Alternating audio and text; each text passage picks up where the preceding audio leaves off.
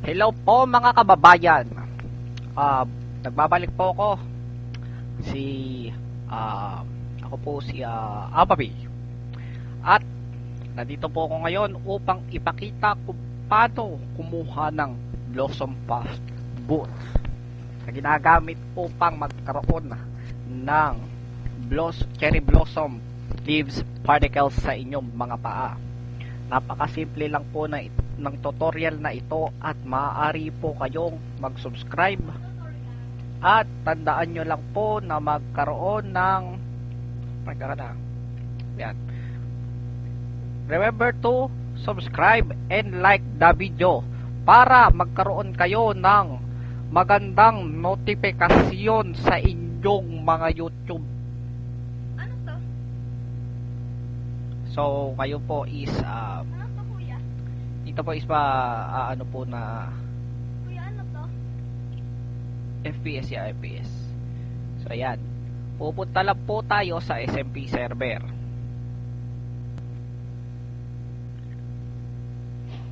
Napakadali lang po nito.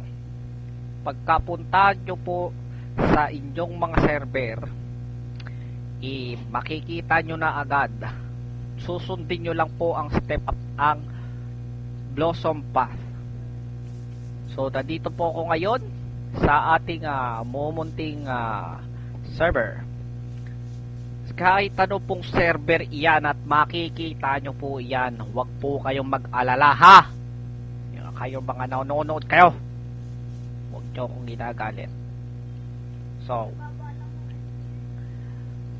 ang gagawin po natin ngayon ay pagka pasok nyo sa inyong world, pipindutin nyo po ang F3, hindi po F tsaka 3, yung F3 na pinipindot po ha.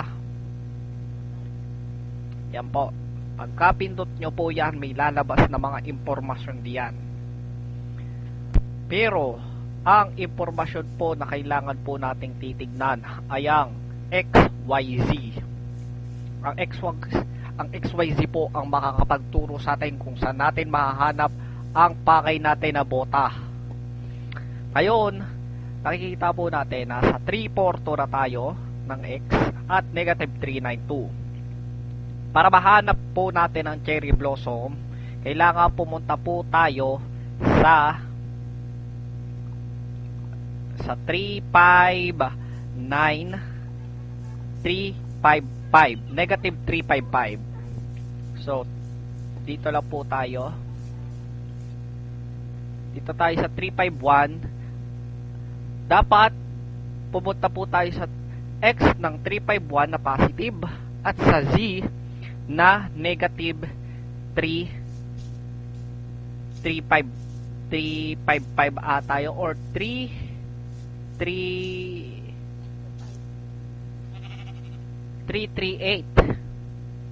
At pag nandito na po kayo sa 351 negative 338, ay maghukay lang po tayo. Kapag napunta na po tayo sa solid na blocks katulad ng coal or ano pa man, basta pagkatapos nitong dirt na ito, ibig sabihin hindi po dyan nakalagay ang bota na hinahanap natin.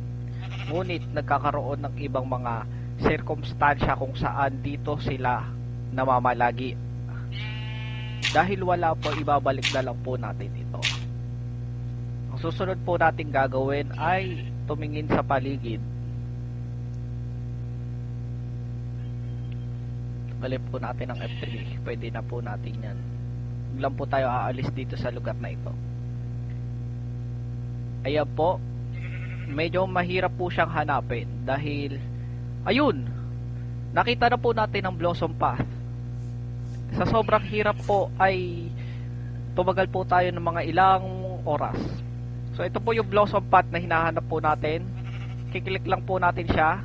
Iingatan po natin upang malaglag. Minsan po may chance na hindi malaglag pag tinilik. Tignan po natin kung malalaglag po siya. Nalaglag po siya. Successful ang pagkuha po natin ng bota na ito. Ngayon susutin na po natin ang Blossom Path. Pag sinuot po natin siya, magkakaroon po tayo ng mga munting dahon na kulay pink. Ito po ang cherry blossom sa paa. Yan. Maganda po. Napakaganda. Ganun lang po makakuha ng blossom pot na bota. Marami po salamat sa panonood at sana bumalik kayo, kung hindi uubusin ko kayo lahat.